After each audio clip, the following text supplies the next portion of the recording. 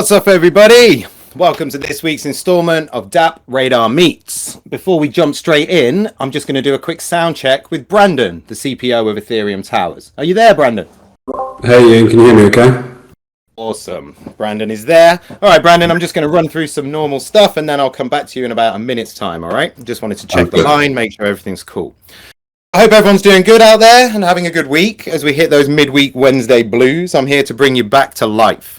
Probably a few more smiles this week as Bitcoin started heading north again, but as we all know, next week could be entirely different again, so I think it's what keeps us all so engaged. As I always remind everyone, we record these sessions for people to catch up later. If you missed any of the previous shows, you can get them on YouTube. Just head over to the channel where you'll find loads and loads of educational and analytical videos to help you on your Dapp journey. What's been going on in the world of Dapps this week? Well, just today we had the Bitfinex, a couple who've been arrested on charges over the Bitfinex hack, which happened in 2016. Police have recovered $3.2 billion worth of Bitcoin. Crazy stuff. There's a nice article about that on the blog. The story's still unraveling as I talk. What else has been happening? We released our DappRadar industry report covering January. And it's been a pretty stellar month despite what's been happening in the crypto markets. We've had 2.47 million unique active wallets connected on average to Dapps a day, increasing only 2% from the numbers we saw in December. So as we head into 2022, things are looking strong. Floor market cap for top 100 NFT collections is estimated at around 14.8 billion. Decreased from around 15% from November, but despite the 50% drop in ETH's price over the same period. So basically, get to grips with what everything that is happening in the shape of Dapps and what's going on in the Dapp world. If you really want to stay ahead of the curve, then make sure you check out the DappRadar blog. We generate around 20 to 30 articles a week, news articles and analytical. It's kind of the pulse of the Dapp industry right now, in my opinion. Of course, I would say that. I also write some articles there too, so go check them out. Without further ado, let's get to the matter at hand for this week. Every week, as you guys know, I sit down, brightest minds, leading protocols, blockchain games, NFT projects, and DeFi dApps. We dig in, we speak to them, and we try and get a better idea of what's in store for them, but most importantly, to give the community for the Dapp and the DappRadar community the opportunity to ask all those tricky questions. This week, we're welcoming the team. I think I've got a couple of members from the team, but it might just be Brandon. We'll check on that in a second. And they're coming from NFT Metaverse platform, Ethereum Towers. So what's up, guys? How are you all doing today? Is there more than one of you, or is it just yourself, Brandon? I think it would just be me, Ian, for the first bit, but I think for this it'll be fine. I can see Jason and Shane in the audience as well. Maybe if we get some of those tricky questions, maybe they can come and save me. You can come and so you can call the reinforcements in at any time you like, Brandon. That is okay by me, man. Not a problem. So just quickly before we dive right in, let me just give everyone in the audience a quick 411 on Ethereum Towers so that we all get going from the same place. The kind of official spiel goes like this. Ethereum Towers is part of the Ethereum world's virtual universe. Residents can acquire virtual apartments that they can make their own. The tower consists of over 4,000 apartments as well as amenities and communal areas. All right, Brandon, it sounds pretty intriguing. So what I want to do is jump straight into the elevator pitch. So I want you to imagine, you can bring some backup with you if you want. It might get a bit sweaty in the elevator, but let's see how you do. So yeah, imagine you're trapped in an elevator with me. I've got a t-shirt on that says VC and all the money is just pouring out of my pockets. You've got about a minute to hit me with the key facts and things why I should be excited about this podcast and why I should be excited about Ethereum Towers. Hit me. Yeah. Okay. Cool. No, that's brilliant. Look, so yeah, we're approaching our metaverse protocol pretty differently. I'd say we're building first of all a vertical environment, a vertical metaverse living space, which essentially emulates society living. So our end goal is to provide users with a social experience in pretty much this community-centric, community-focused structure. So in opposed to a lot of the kind of horizontal land metaverse protocols out there, we really made the decision quite early on that there was first of all, I suppose, a need for more community focused, like I said, kind of emulating that society living, but also to build something that build an environment that really does echo that as well, really uplifts and really creates opportunities both personally and professionally. So yeah, look, we're really excited. We've got a great team. We've got an absolutely incredible community, and we're just looking forward and seeing how we can, I suppose, go against the grain with it. Nice. All right. I'm interested. I'm listening. You didn't need the backup. It's perfect. Your pocket's still pouring. The pockets, they're all empty, Brandon. It's all fell out. It's all fell out on the floor. Now you can get the team in and it can be like the Crystal Maze for a moment. But yeah, no, great explanation. Really good. Thank you for that. So just to get everyone on the same page, we're talking about a vertical metaverse platform. And that is differentiated because most metaverse platforms we see out there actually are more similar to the kind of, how to say it, kind of real world sort of sprawling landscapes. So I quite like this idea. And I like what you say, Brandon, about the fact that it mirrors normal life a bit more because I've lived in blocks of flats. I'm sure you have too. And you do get quite a strong community vibe in a block of flats as compared to, let's say, residential housing estate, for example. So I'm intrigued. So tell us a bit more. Let's break it down a bit. It's two towers. Let's start there. Mm-hmm. What are these towers? What's inside them? What are they? Are we talking about NFTs here, I presume? Yeah, exactly. Look, I mean, the NFT is, I suppose, the representation of that access. So we've already kind of covered that Ethereum Towers will be this, vertical mega structure, we like to call them, filled with these resident-owned apartments and variety of communal spaces, like you said. They really will be the centerpiece of the entire environment. So the NFTs themselves, they definitely act like access. So you may have seen on our OpenSea platform, you'll see the kind of key cards. They're essentially your golden ticket that gets you access into our metaverse, and also granting you your virtual apartment as well. So you've got the key card, which is the NFT that will be validated, and then within that you'll have your own virtual apartment, depending, I suppose, which color key card you've got. Each apartment will be customizable. You will be the owner of said apartment. You'll be able to design, build, accessorize, and kind of make that space your unique space. We're trying to build like a really flexible sandbox, a sandbox environment where you can really make that space your own. So I think I touched on it on the pressured elevator pitch, but it really is about that social experience, right? So we talk about society living, we talk about community integration, but even when you look at the Ethereum Towers design, it's been built heliodically to make with user integration in mind. We really want to do everything we can to create a supportive, uplifting environment that we're seeing in our Discord and our community, and we want to apply that into our application, our protocol. Okay, so cool. So I'm thinking, just to summarize that, so you mentioned tickets, or not tickets so much, like I'm thinking of like when I go to a hotel and they give me a swipeable card, it's kind of this, isn't it? And those cards based on NFTs. So you've got different levels of apartments, I imagine. It's not just like penthouses. Have you got some standard stuff for people as well? Is there different layers? What kind of layers are there of apartments? And what are the kind of numbers that we're talking about here across the two buildings? Yeah, well, I think one way that we immediately would stand out is how limited the supply of Ethereum Towers apartments are, right? So you touched on it itself. The exact number is 4,388 apartments across both towers. That's just under 2,200 apartments per tower. So very limited in supply when you compare it to some of the metaverses we were talking about a bit earlier. In terms of the different types, to answer your question, so on the first 99 floors going up, there are two different apartment types on that, which are the standard apartments, which are the most common. So they take up about 90% coverage of the towers. And then on the corners of those floors are the luxury apartments, which are the much bigger, luxurious corner units. And then you touched on it just there as well, the kind of the pinnacle of Ethereum Towers, right, are these massive two-story units. They're exclusively on the top two floors, and they are 16 penthouses in each tower, which will total 32 penthouses in existence. And then the access cards that you talked about, the hotel swipey key cards, common type is reflected in the color, right? So if you go on our OpenSea, you'll see a lot of Amex cool blue, and then you'll see the gold cards, which represent the luxuries, and finally the penthouses, which are really like the Centauri, the black cards. They are the really kind of chic, nice looking ones as well. So yeah.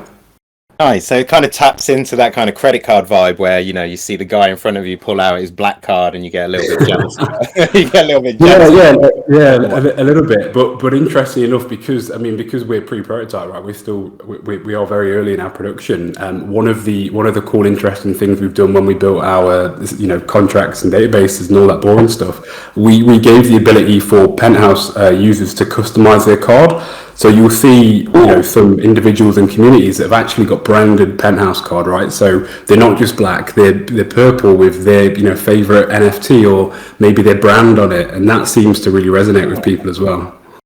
It's very customizable. All right, cool. So you mentioned there that like groups of people or perhaps more famous people are customizing their cards, but we'll move on to that in a second. I think I just want to touch on the scarcity a little bit because you mentioned it and it's really important.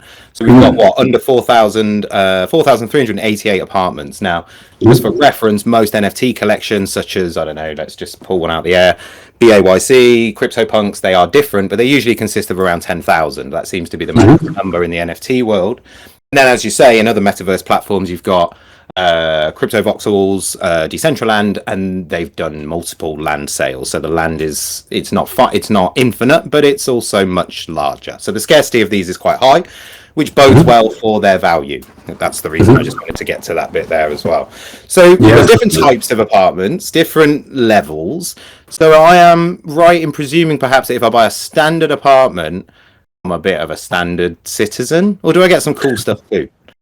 No, yeah, of course. No, we're not going to limit it by any means. Look, in terms of kind of the furnishing strategy, I think I suppose in world experience is very much a difference in terms of the apartment you own, and also we can come onto it a bit later on, but the economy aspect of that. But in reality, because of that limited supply that you said, standard apartments are still extremely sought after, and we hope they are. So you're definitely not a standard citizen. There's 90% coverage of them. We're not doing anything to take anything away from standard apartments.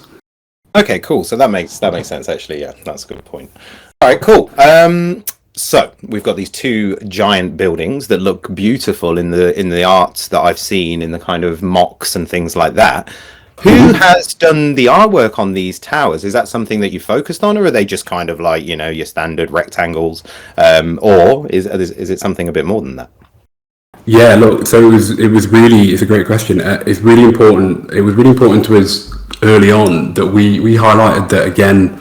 A lot of these, and not to knock them by any means, it's just a different approach, right? But a lot of these other protocols were approaching it quite like a traditional game platform, for instance. So I think early on we kind of made the decision that, look, we're going to approach this like, and none of it are architects, right? But we want to approach this as if we were to build these two incredible towers somewhere in Dubai, for instance, right? And how do you do that? Professionally designed spaces that made sense. How do you achieve that? Well, you get the best people on your team. And because we weren't architects, it was really important for us to get some exceptionally talented architects on. So that was an early goal for us, definitely. Nice. Very important point, I think, there, Brandon, as well, because you find a lot of companies go into their projects and they maybe don't have, like you've got blockchain games, for example, that maybe don't have a very robust art department. So I kind of liken it with that, where I see that as a really, important part of a game is the art side of it. It should be, it should be engaging and whatnot. But yeah, so I kind of liken it to that in a way, like, but it's really cool that you've actually got actual designers to scope them out, because then they do make sense they make sense. Like, despite it being a metaverse, it should still make sense. So that's cool. Oh, for sure. And so, okay, let's go into it a little bit deeper. So I got myself an apartment. I'm in there, and I'm sure that you're going to offer me the opportunity to kind of pimp it out a little bit. What if I don't want to pimp it out and I just want to kind of sit on it? Is that an option for me? Do I have to pimp it out? Look, there is, I think they say, a game economist company that we're working with say there are 9 profiles usually of people that they expect to use these, get involved with these kind of ecosystems, and one of them is exactly that. And there's no judgment. Of course you can do that. If you see that as an investment that you're comfortable with and you feel like that's good for you, then 100%. The good thing about this is a lot of pretty much all of the apartment space, it'll all be instanced and they'll all be hidden away. So unlike we have like an open world horizontal metaverse or whatever it is, and you have these big gaps of barren unused land which are just pretty ugly and not really doing anything. If you just want to have an apartment with nothing on there for whatever reason, no, that's not going to affect anyone else. Got it. And also, just to thinking about something you said there. Like, so the apartments are actually a bit hidden away from the other residents. If I'm like in the other virtual platforms, you can kind of walk around. I can go and visit a plot or a parcel, and I can check out a club or something that somebody built. In this one, is it like, do I have to let you in to my apartment so you can come and check it out, or how does that work? Can people check out people's apartments? Look, we're going to get all types of users, right? And it's a great question. I think that really depends on the apartment owner. If they want to have somewhere that's, you know, an investment, or it's like you said, it's somewhere that provides escapism and they don't want anyone to come in, then that's their choice. But it's very much having those different levels of access. Ethereum Towers to date, we've partnered with over 40 different communities, right? And like we touched on the penthouse owners, a couple of those come from investment organizations where there may be 50 people pitching in together. Well, we need to create some kind of guild system or something that bonds them within the in-world experience, which maybe only allows access to that. And obviously providing that mechanic there means that, well, if you own a penthouse or an apartment and you want to make it for your community, your team, and maybe only your team can get in, that's up to you. That's pretty cool, man. So like, you can literally get yourself an apartment and use it as a HQ and invite other people into it. So we touched on this twice now. Let's just jump into it. Who is in your towers that is famous, or maybe not famous, but maybe we should know them? Or have you got some like NFT communities in there? Or because obviously you needed to kind of get this whole thing rolling. So who's in the towers right now, man? Like, who's in there? Okay, yeah, we've got a mixed bag, and that's the beauty of Web3, right? Different social groups that maybe wouldn't have come together before. Now we're all kind of rubbing shoulders, which is brilliant. So in terms of, I touched on the community aspect early on. That we position, you know, we really wanted to partner with some of the best, you know, artist, NFT communities, investment communities. So if we're talking about NFT communities, we've partnered with so many great ones, but some ones that have really been special to me is we partnered with World of Women a couple of weeks ago. So for instance, I believe 20 World of Women holders now live on the same floor when this is ready, which is, you know, super cool for them. They get to move in Ethereum Towers as a team almost. So we've got, you know, Doge Pound, we've got Space Punks Club, we've got a group of Bored Ape Yacht Club and Mutant Ape Yacht Club, the Ape List. We've got so many of these brilliant communities moving in. So that's from like the community aspect, right? But then individuals, we have, for instance, Floor 80 is our sports profile, sports star floor. So we have Jason Belmo, the #1 bowler in the world. Aussie based. He. Oh, no way, the Australian guy. yeah. But Jason Belmo's in. I think he's apartment 1, and then we've got 2 international rugby players, which we are yet to announce, who are his neighbours, and then we have. I believe we have 7 or 8 NBA, MLB, and UFC stars, which, you know, my brilliant partner Shane has arranged, moving on that floor. So again, floor 8 is going to be hot property, you know. That's going to be that's going to be the place. And then finally, we do have a very famous singer-songwriter in, but we can't disclose it at that stage. But we are having these conversations, and, you know, for us, it's so humbling, and it's so great to see these high-profile, you know, leaders in their field showing interest in what we're building in our community so early on. And I think that's just the beauty of Web3, right? And it's something I've never experienced before, and I'm sure many people haven't either. Yeah, it's very cool, and I think it's very important to talk about the beauty of Web3 being that community vibe, that it's not something that perhaps most people are used to, that this... Quite hard to explain, really, isn't it? It's like you're tapping into another community to sort of leverage it to make your community stronger, but there's a very strong feeling of, like, togetherness, and like we're up for helping one another. It's not all in silos like perhaps it is in the traditional business world, where people are kind of, you know, hiding everything from their competitors. And it's not transactional. Yeah, exactly. It's not quite like that. It's not transactional. There is definitely some transactional nature to it. In some cases, we see it all the time, right? But it's definitely a lot more integrated, a lot more open. It's like, here we're speaking now, and you know, it's these kind of connections that help each other and support each other and help one of the communities grow, and that's really important in this space.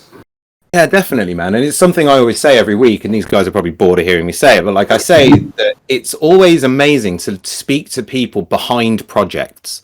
Like I mentioned at the beginning, I do a lot of writing, so I'm basically writing about things, but I'm referencing their writing to do my writing. It's not like I'm talking to them one on one, getting to know who they are and what their motivations are behind the project. So let's go there for a minute, Brandon. Like, you're on your own, but what's your background, man? Like, you mentioned there that it's not something you're used to, this whole Web3 community vibe. Like, what have you been doing up until the point where that led you to get involved with Ethereum Towers? And maybe tell us a bit about the rest of the team as well, like some of the other guys.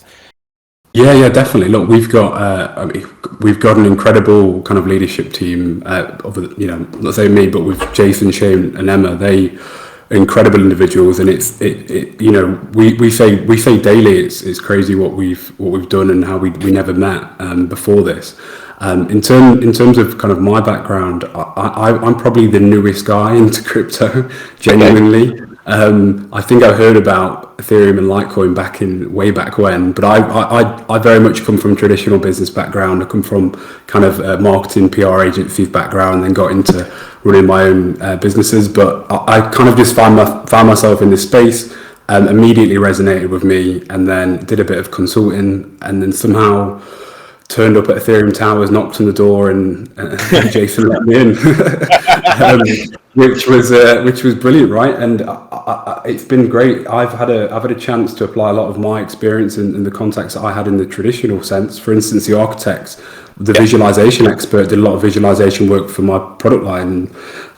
We applied it to this, and it's great. And then in terms of the other three, wow, like the experience that Jason, Chim, and Emma bring, so diverse, but so important, and it just works really well for us. We've got a full team profile which we can share as well, but they're all incredible. Very cool, very cool. I mean, if people want to learn more about the team, then there's information on the site and things like that. I just want to kind of get an idea. And then also I'll just say, welcome, Brandon. Welcome to the crazy world of Web3, and I'm glad you're enjoying it, man, because it is definitely crazy. Like, that's something we always say, that we're all a bit crazy in this group, you and I included, and all the people listening. We're so it's you're in good company, my man. You're in good company. Let's step back a second. I'm kind of stepping all over the place. I'm a bit sorry about that, but I've got so many questions. So we were talking about decorate. I asked, do I have to decorate my apartment? And just to touch on that again, it's like, I personally don't really see the issue with people buying apartments as a speculative investment, because people do that in the real world, right? I know people that own 6 houses. They don't live in any of them. So there's nothing strange about that at all, I don't think. When we talk about decorating the apartments, I'm not getting the pasting table out, because we're talking about a metaverse here. So what do you provide your users? How robust is it? How complete is it? How far can I go with my decoration? Are we talking about displaying NFTs, my own? Are we talking about putting wallpaper up? Like, how far can we go? Well, I can definitely promise you won't have to put wallpaper up in VR, right? That's not fun. Nobody wants to do that. Being more serious about it. Look, it's our job as creators and the teams we work with to provide our apartment owners with as much freedom and flexibility as possible, right? I touched on it at the start of our conversation. It's really important that you, as an apartment owner, you have the tools to create that space to reflect that your uniqueness. So I suppose there's varying elements to it. Yes, displaying NFTs on walls is definitely something we plan to introduce, and display units. Choosing surface textures and colours, maybe think something like The Sims. Very simple, but again, a lot of flexibility, a lot of creativity there can be had. And then one of the biggest things is, we're working really hard to build this economy that is powered with all these items that are kind of tokenized and blockchain, which are furnishing items and accessories that you can choose in your will. So I think it's gonna create a lot of fun, a lot of creativity. There's probably going to be a bit of competition there, right? Especially if we have some competitions, and I think it's going to be a good vibe there, 100%. We're talking. So if I want to furnish my apartment with, let's say, like a new sofa, I'm just being an idiot for the sake of it, Brandon. I know these are not the things we want, but we're talking about a marketplace here, right? We're talking about a native Ethereum Towers marketplace with NFT items. That's what we're talking about, right? So that is correct. All right. Let's talk about that a little bit then. Is that something that's on the roadmap? And when can people kind of expect to be able to jump in and start dealing with this? And also the secondary question, will people who own apartments also be able to become creators, build things, within this world? Can I build a sofa that you can buy, for example? Yeah, no, two great questions. So I suppose I'll tackle the first one. The first one, in terms of that marketplace, in terms of those assets, very much important that is, that's being prepped to be produced now. That's something that is integral to the first iteration of launch. So you can expect to pick and choose and do whatever you want to do on launch with this. We are still a while out, like I said before, but it's very much an integral part of the experience. So the marketplace itself, yes, we're looking to build a custom marketplace. We do have I'll probably touch on a bit later on, our native currency, which powers that. So that, we want to give you as much flexibility there within reason, of course. I don't want you to stack 25 tables on top of each other. Maybe you can, if that's what you want to do. Maybe you can do that. Hey man, you said I could do what I want in there. Yeah, you can. It doesn't mean you should, just because you can do it now. And then you've touched on a really good point there about UGC, user generated content. That is very much something in our roadmap. So we're building our game engine in Unity, which means that we can, in the future, we may be able to provide a certain SDK where if you have the skills or the context to do so, maybe you can design something that could be, minted and created or tokenized within our ecosystem. But that's further down the line. That obviously needs moderating. We need to understand what that looks like. So yeah, that's definitely in the pipeline for future iterations. Very nice and very important for that kind of internal economy that you guys want to create. You need to have this full circle happening, right? So that makes perfect sense. So at this point, I'm starting to wonder whether if I had an apartment, can I sublet my apartment? Because I'm a crafty person like that. Is it possible? Yeah, look, it's very much something we're looking at, right? So in terms of one big thing that we learned early on, and as we definitely start to map out our economy, we're working with a company that's running these live simulations. It was important to us to understand what the end game is, right, as you call it, or what your end point is, and that really comes off the utility of being an apartment holder. And I want you to be able to maybe host events or invite people around, but maybe you don't want to do that. Maybe you do want to sublet it out, or maybe you go on a holiday. Maybe you don't want to be in the metaverse and you want to spend some time on a holiday, right? It's very much something that we're looking at and thinking about how it works. I suppose you could draw parallels to Axie Infinity's scholarship model to a degree. I suppose the fundamental technology underneath it would be the same. It's just how that looks like and how that impacts our ecosystem and economy. Yeah, very cool. And just to kind of explain the Axie sort of that, what you mentioned there is that people in Axie Infinity, basically there are universities and guilds and they lend and loan out Axies so that other people can join in the game and have some fun. And they do that on a percentage share basis with the person who's bred the Axie or owns the Axie. It's become very popular in a way because sort of barriers to entry get higher and higher as the project goes forth. I imagine, Brandon, apartments, just out of interest, what's the cost of it to mint an apartment today? Well, you'd probably be looking at spending about 0.75 ETH on an entry level. So yeah, you're pushing $2,250 minimum.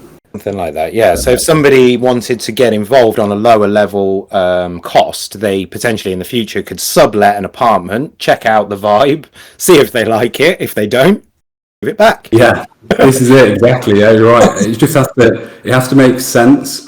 It definitely has to make sense, but it's definitely something we're looking into, 100%.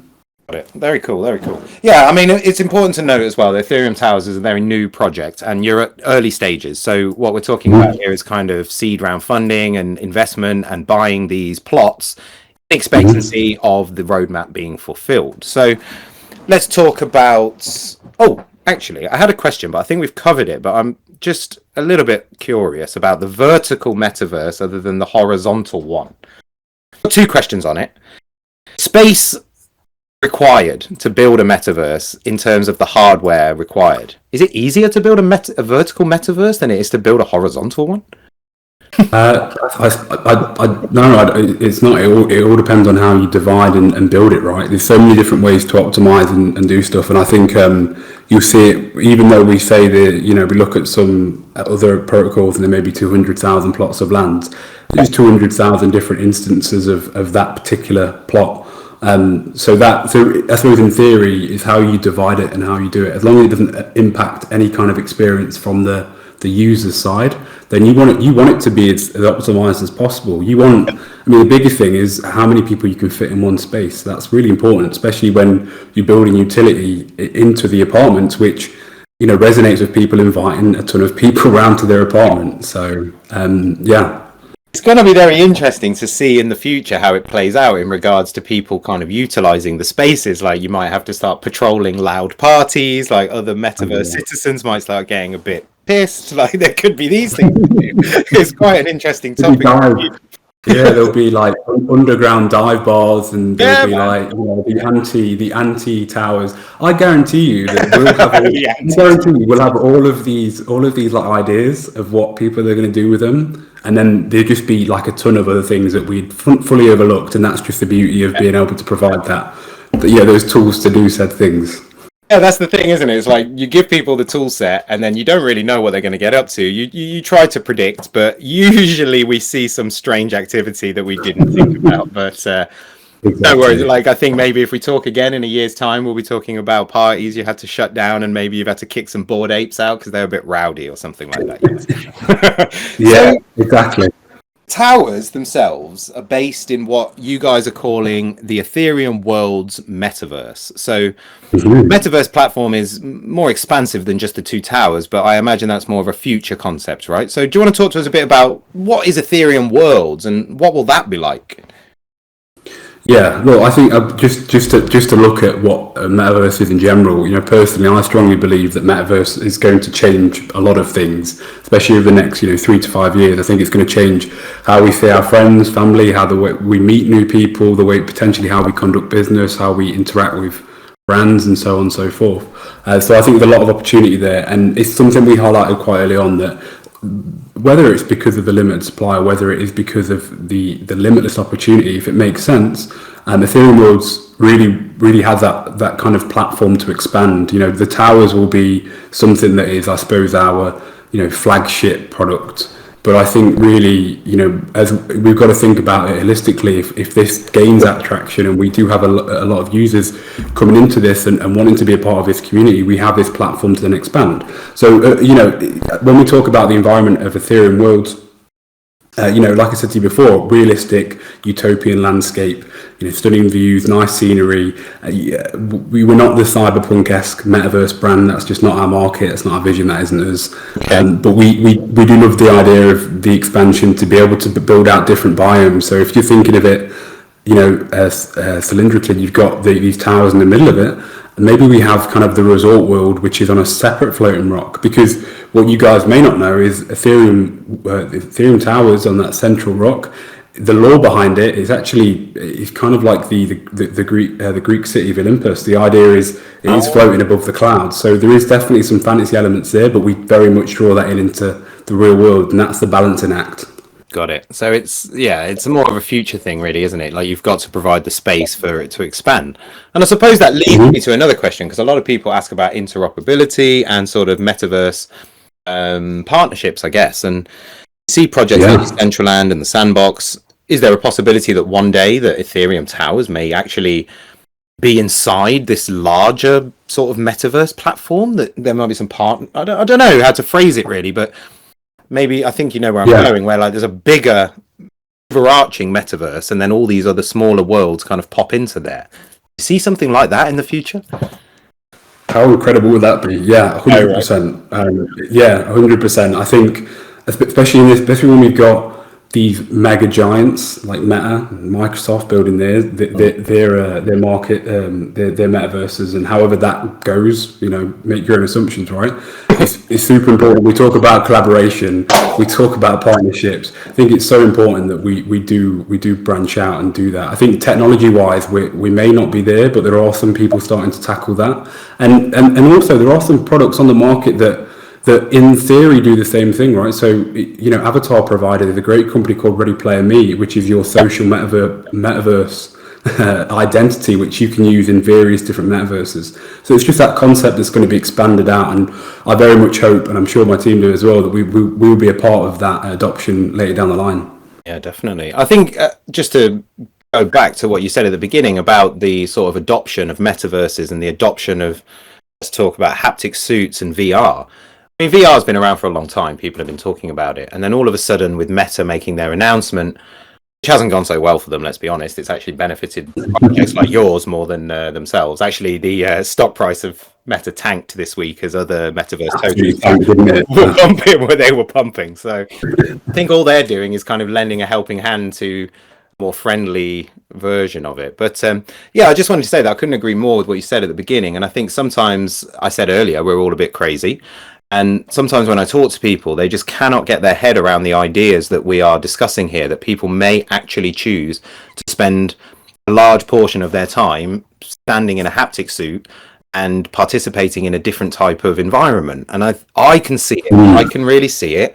I think it's been egged on by COVID. I think it's been helped, if anything, by the situation we find ourselves in, like you said, about community. And I think I actually read in your white paper that because of COVID, people have had a lack of sort of community atmosphere and being connected with other humans, and, you know, whatever, Zoom, and, you know, we're talking to each other now, but it's not quite the same, is it, as actually being involved. So yeah, not to waffle too much, but I really do see it as the future. I don't think it's going to take very long. I think the way the world is right now, it looks like we're going to be pushed into it much quicker than we probably thought.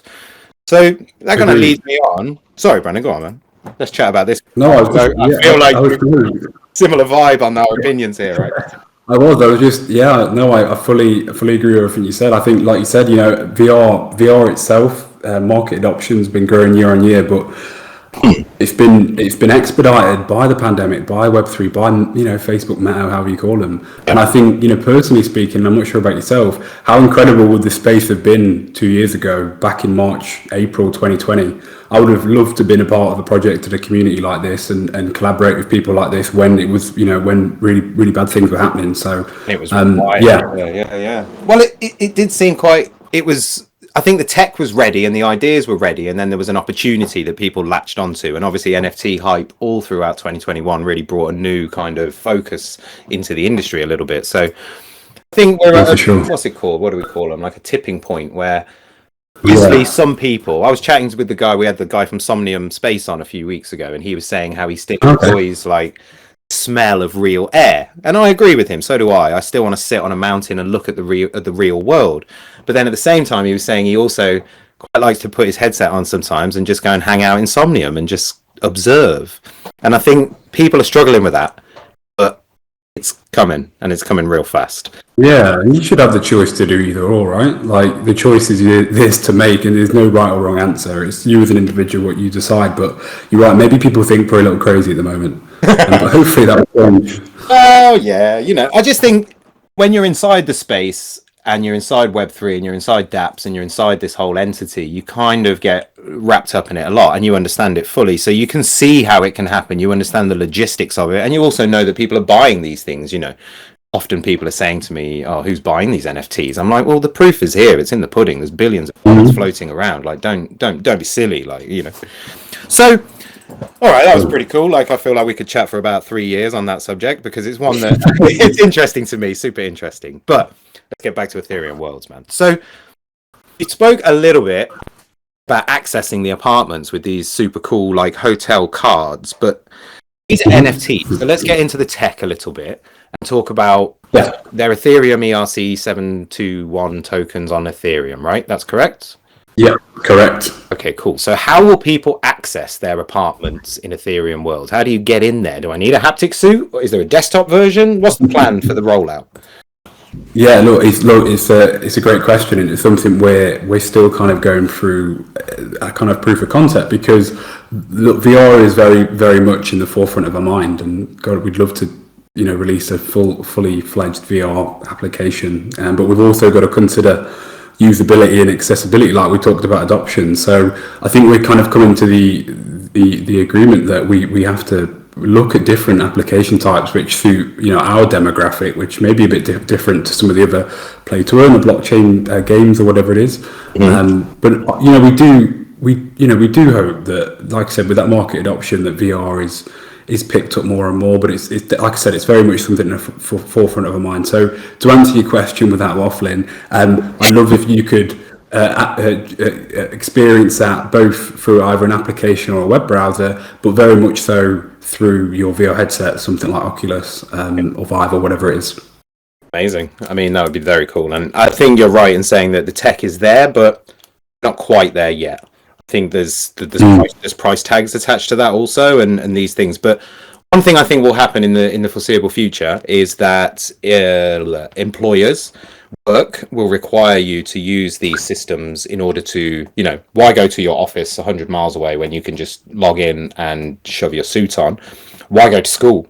And school can be online. So I think if that side of things speeds up, it will help our side of things in regards to people getting, if my job gives me a haptic suit to attend meetings, when I'm finished at work, what am I going to do with my haptic suit? I'm not just going to go and hang it up, am I? I'm going to. Well, I suppose it depends what job you're doing, right? If maybe you sit at an office desk all day, maybe you don't quite need the haptic suit, but who knows? Maybe it feels great. But just to talk on your point, I think one thing is really overlooked, which I'm picking up, is education. I think we know we've had conversations with people that are connected with some of the biggest universities in the world, and they are very much considering this stuff, and they're looking into how to make it happen. So we are, we're knocking at the door there for sure. Yeah, cool, man. I mean, it's happening. I think people are interested. You've seen big brands aping into the Metaverse this and last year already. We've got Pepsi. I can't even. The names are ridiculous. You've got Gucci, Adidas, Nike buying Refract Studios. It's getting a bit nuts out there, but obviously the marketing, and because of your background, the NFT the marketing possibilities for NFTs are endless, and I think it makes logical sense. So, from that perspective, I don't think we're going to see anything slowing down anytime soon. So, no, definitely not. Let's talk about some tokenomics, Brandon. You mentioned a token earlier. I know you don't have one now, so I'm not going to start asking when the airdrop is coming. How will people buy things in Ethereum worlds? How will I use your marketplace in the future? Yeah, great. Look, so we spent a lot of time on the tokenomics side of things. Now we're looking at proof of concepts of how we apply that. But yeah, you hit the nail on the head. We want to introduce our own native currency, and that very much will power transactions within the world experience and just the general ecosystem. And you think Sand, think Mana, think worlds for NFT worlds, is a whole host of them. We want individuals to be able to purchase maybe in-world assets, or maybe attend a premium event. Maybe you hosted it, maybe it's in the auditorium, in the communal areas, and those transactions are powered by that token. Another element to through the Ethereum Towers and the Ethereum World Metaverse as well is we want to reward engaged individuals. So there is definitely, I suppose, an engaged to earn element to that, which we're kind of mapping out at the moment. So that's very much in the forefront of our plans. But we want to build this kind of economic foundation using our native currency. And then one last thing just to add on to that as well. The in-world assets we talked about earlier, when you buy your 15 tables and stack them on top of each other, they will have. I'm looking forward to a year's time. We're going to do this in your apartment. No chairs, just your tables. The in-world assets, right? So we want them to have blockchain representation.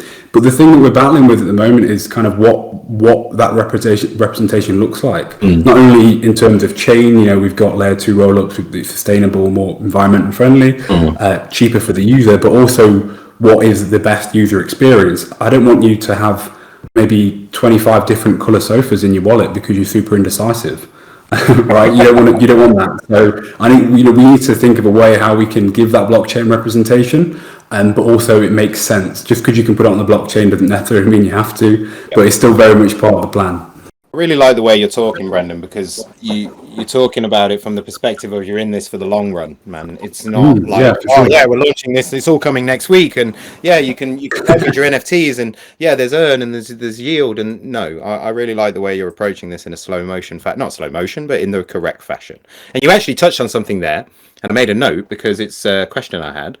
So with Axie, I'm not comparing you to Axie whatsoever, but it's the leading play-to-earn game, so it's just something we can talk about for a second. So you spoke about layer 2, you spoke about layer 1 alternative solutions. So Ethereum Worlds is running on Ethereum Towers, is running on Ethereum. So therefore, you've got gas fees, you've got transaction fees. So people are going to start using your marketplace, and I want to buy a sofa that the guy's priced at only $20. I may have to pay another $50 in transaction fees. So that led me to think about Ronin and Katana. And the Axie slowly but surely released their... Ronin is the Axie Infinity's own blockchain, fundamentally. And running on top of that is their own DEX called Katana. Now, that model seems to be really killing it for them. I'm wondering, is that what we're kind of talking about with Ethereum Towers? That seems logical to me, that if you want people to interact with your marketplace, you may have to move away from Ethereum, or perhaps you're waiting for Ethereum 2.0. What's your thoughts? Yeah. Look, I'm not going to hold my breath for Ethereum 2.0. I suppose first and foremost. But yeah, I completely agree with you. Right. So for me personally, it all comes back to user experience. If you have to spend $50 for a $20 sofa, like you just said there, that's a poor user experience. And why would you do that? Exactly. So it's very important that we find a sustainable, low-cost way to power these transactions. And it goes back to that blockchain representation, right? So instead of you, another way that you could do this is, instead of you having the sofa as an NFT, maybe you have something that represents that asset class, which is interchangeable within the game. So there's less transactions from your end, and there's more kind of usability. And if you are indecisive, like we said, you can do that. In terms of the technology behind it, we're going through the different kind of proof of concept. So we're definitely considering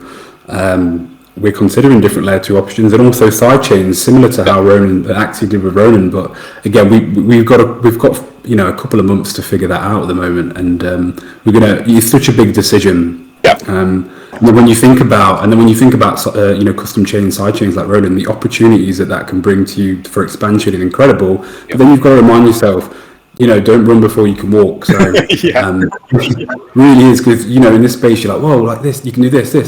Just slow down and think about what makes sense, because they're big decisions, and if you have to redeploy or you have to swap over to this, it's going to be hard for you. Yeah. And it's also keeping your community appraised of what's going on as well all the time. It's constant comms. Oh, we're switching from this token. You need to, I've seen it with Immutable X and OMI and things like that, switching. And not hard things to do, but it's just another step, isn't it, that people can't really be bothered with a lot of the time. You run the risk of losing a bunch of users who drop off, because they don't catch the comms, or they just simply don't see what's happening. So yeah, I just wanted to throw that question out there, because I think and you rightly said, it's a very important decision. It's like getting married almost, like you're partnering up with your provider. It's like choosing your internet provider or anything. You need to choose the right one and do your due diligence on it so that you get the right outcome, right? So it's good to hear that you guys are thinking about that, for sure. So I'm sure that will make a lot of people happy. Guys in the audience, don't forget, you can ask any questions you like. I haven't got any raised hands yet. Been a really cool conversation so far. Maybe people are just digging the vibe, so that's cool. But if you've got any questions, throw them in. What was I going to say? So here's a question. If you're building a world with a community, how will it look, or do other people look when I'm there? What does it look like? Yeah, definitely. No, so we're looking at different kind of, I suppose, avatar solutions currently. We're definitely going back to that interoperability with, I suppose, user experience. We're certainly leaning towards using something like Metaverse social profiles, when you think run a player me, but it's probably a bit too early to give any definitive at this stage. But in terms of kind of, physically how you would look, it's very much proportionalized to the real world. You're not going to have a massive Lego head or super tiny doors. This is very much, we're trying to, like I said to you, there's parallels with the real world. And again, it just comes back to what makes sense, what's the best user experience. And if that is going with a third-party avatar solutions provider because they've got an incredible team and they've already got the tech there, then we may do that. And it goes back to that Web3 vibe of being able to, we call it Lego, like you're just plugging and playing, basically, like you find the solution, plug it in, and there's people out there that are working on all sorts of things that can solve all sorts of problems. So rather than reinventing the wheel, it's probably better off just to go and find someone Exactly, who's already yeah. doing it, right? Like that makes sense to me. Exactly that. Okay, cool. So I can expect to see, like when I went to the Decentraland Festival and the guy in front of me was like 9 foot tall with a dinosaur face. I'm not going to see things like that. Like, so that's No, you certainly not. Definitely not. that's kind of cool because that stuff kind of scares me a little bit sometimes, you know. That would terrify me. I do my own VR. Jeez. I know, yeah. I mean, VR's just to touch on that as well. Like the whole kind of world of VR is an incredible place that people kind of underestimate. And we actually did our launch party for our radar token in the metaverse, and we did it in Somnium. And I think I watched a video of that. I did see that. Yeah. oh gosh, like to say that it was a difficult event to pull off would be an understatement. It was a lot of fun, but you know, it's quite hard when you've not done anything like that. But it was very cool because it was like it was completely different, but actually like quite easy to put together in the end. But you just needed to know what you were doing, basically. But there was a funny moment. Anyway, I'm digressing. There was a funny moment where basically someone had fallen asleep in their haptic suit, and so they were on the dance floor asleep, basically, with their head like.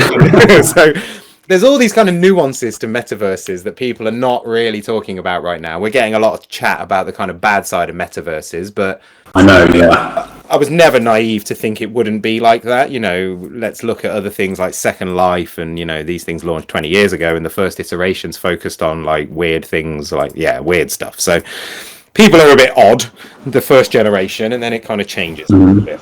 But all right, cool, man. So I've got a really strong idea of what Ethereum Towers is all about. I hope everyone in the audience also got a strong idea of what to expect. So let's go forward in time a little bit. You've talked about your famous residence. What was your biggest apartment sale to date, Brandon? Can you put a figure on it for us? Or have you got a couple that you can talk about, maybe?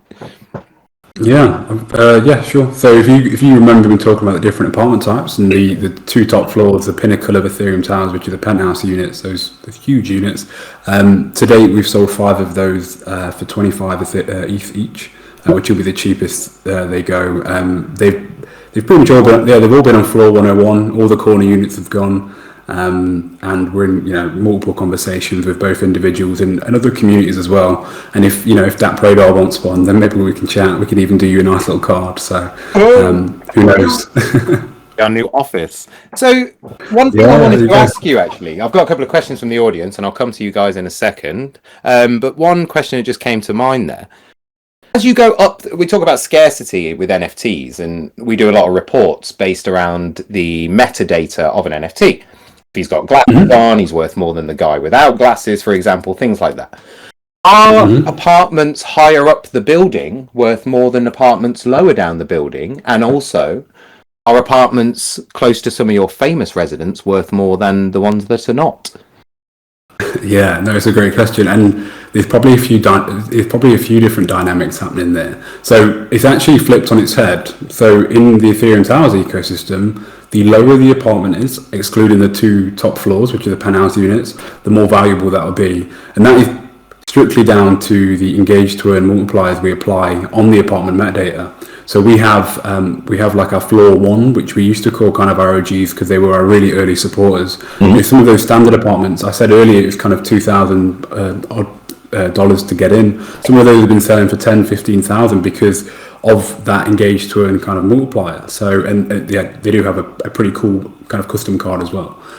So there's that element to it. In terms of rarity, it really will come down to the apartment type. But I think what we saw with that parcel of land that sold next to Snoop Dogg's estate and Sandbox, going for some crazy figures, I think we'll see more of that, and I'm really interested. I think if 480, for instance, if we can get the rest of that filled, maybe if one goes for sale there, maybe that will go for a lot. Who knows? Okay, cool, man. So I think as time goes forward, we'll look at the metadata more, and DappRadar will probably do a report on the metadata of the different apartments and kind of inform people of what's worth what. But yeah, I kind of see a future where that Snoop Dogg example you talk about, like maybe in 5 years' time, we are all desperate to get a ticket, an NFT ticket, obviously, to the party that he's throwing. And I see that, like I really do. So yeah, man, it's not that far away. Okay, I've got 2 questions from the audience, Brandon. Let's go to Big Boldy first. Are you there? Big Baldy. You're always usually here. Are you here today? Okay, move on to just oh sorry man, I cannot pronounce that name. Browliger. It's Braulio. You're close. Cool. No worries. How you doing, man? You good? You got it. So this is actually my first time with y'all. I actually just joined maybe like a few minutes before the AMA, and I've already, read through I've been reading through the website and everything like that. It's an amazing project so far from what I've read on it. I got a couple of questions. I know with the Atari token, they're kind of trying to do like a universal currency within all the metaverses. Mm-hmm. Is that something that y'all have considered as far as taking on Atari token to be acceptable?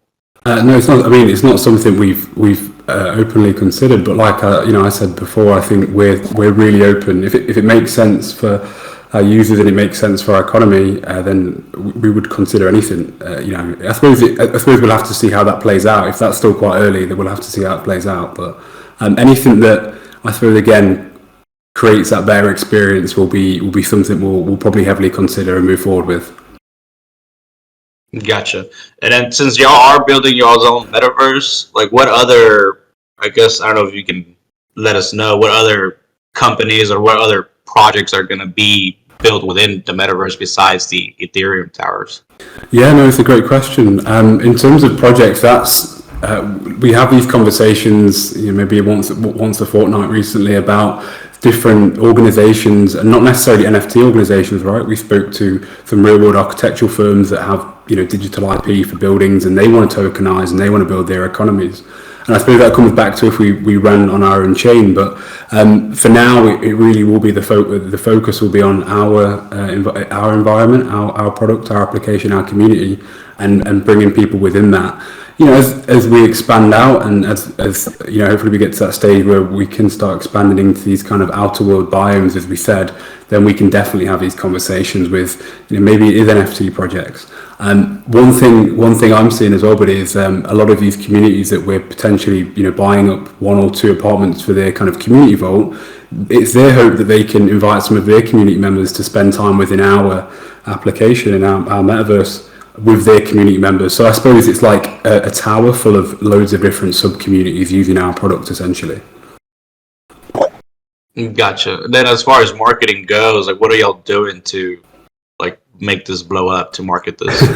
Yeah, look, we were trying to take it steady, right? So we're trying to partner with the right partners, media partners, I'd say influencers to a degree, but for us it's really about slowly rolling out. So again, I know we've not really touched on it, right? So we filled up our first tower, and because we've got that limited supply, I suppose it works. It's a double-edged sword. It's a good thing in a certain way that we don't need to go and create a crazy demand, but also at the same time we need to attract the right users, and it's about getting in front of the right people, and that's why I'm here today with DappRadar. So to answer your question, a lot of media and AMAs and partnerships with the right people is really important to us. The one thing we don't want to do is just pay a bunch of money to market to the wrong audience, and that's really important, because you can lose a lot of money and switch off a lot of people quickly, and also harm your community, right? Like we spent 5 months building this incredible community. I don't want to bring in a ton of people that may cause friction with that, because they're not aligned with the vision either. Gotcha. Well, appreciate your time. Appreciate the questions. I'm very, very interested in this project. I'm already looking on OpenSea to get a T1. So ready for T2 already. It's a pleasure. Look, jump in our Discord sometime, and I'm happy to answer anything else you've got, buddy. Thanks again. Yeah, I appreciate it. Nice questions, man. Really good. I really like that. You kind of went off, did a bit of research, came back, asked some questions. That's what we like to see, man. That's really cool. Kind of going. That's it. Big Baldy, are you there? Otherwise, I'm going to have to wrap this up. Oh, he's not there. Big Baldy, if you can hear me, give Brandon a holler on their Discord, I think, because I know what kind of question you want to ask. So basically, yeah, he might give you a shout, Brandon, all right? Yeah, no, that's fine. All right, cool, man. We've just hit the time up mark. My little buzzer just went off, but I'm a bit sad because I think we could talk forever. But that is all the time I've got for today. So I really want to thank you, Brandon. Thank you once again, man, and all the people for attending and asking questions as well. I think Ethereum Towers project is pretty new, so if you liked what you heard today, you can head over to their Discord. So, Brandon, you do this bit, man. You do your spiel. How can people find out more about Ethereum Towers? Well, I suppose a great starting point would be to read those 2 brilliant articles from DappRadar. A good starting point. But no, look, we've got a website up, ethereumtowers.com. You can also visit our Discord, our Twitter. We've got Instagram. We've got a lot going on, but like I said, a lot of the activity is in Discord. So just come over. We've got a great community. And look, one other thing we didn't touch on really quickly is we are launching our Tower 2 very, very, very soon. In batch release. So for people that are listening to this that maybe are interested, come and hear what we've got planned, because we've got a lot of things that hopefully will excite a lot of people. Nice. I think it's an exciting project. It's got legs. It's got potential. I really liked everything you've said today, Brandon. I think you've articulated what this project is really nicely. And it's also nice to speak to another English person as well, which is very cool. I know. No, it's been brilliant. You didn't need your reinforcements, man. That must be a testament to your abilities, I would say. Look, thank you so much for having me. We're all massive fans of DappRadar at Ethereum Towers as well, and we love what you guys are building. So this is exciting for us as well. Thanks, man. I mean, something that you mentioned earlier about the guy asked the question about marketing and how these kind of projects get going, and you touched on it too. It's like these projects kind of snowball. Once things start to sell and once people start to recognize the value in the project, then it starts to speed up progressively over a shorter space of time. So what I've heard today, it sounds as if you've got the right foundations to move forward and attract people into your project. So I think it's very cool, man, what you guys are up to. So once again, mate, thank you for your time, Brandon. And yeah, man, thank you very much. I've got to do my little spiel now. So I'm just going to thank you once again and thanks for your time. But yeah, tomorrow on Discord, again, 4 p.m. UTC, we've got our regular Dapp Market Movers show, Boris and Pedro. This week, they're going to dive into anime-inspired NFT collections because the floor price of Azuki NFTs has hit 40k after that launched on the 12th of Jan. So they are going to dive in and have a look at 3 collections: Zipkey Supernormal, Lives of Asuna, and Killer Girlfriends. So don't miss that one because it could potentially be the next big NFT on the market. That's it from me. Brandon, thank you again. Thank you to Brandon's crew that are in the audience. Thank you, guys. Thank you, Cornelia, for helping me out, as always. And that's it. Adios, arrivederci, au revoir, auf Wiedersehen, goodbye. And I'll see y'all next week.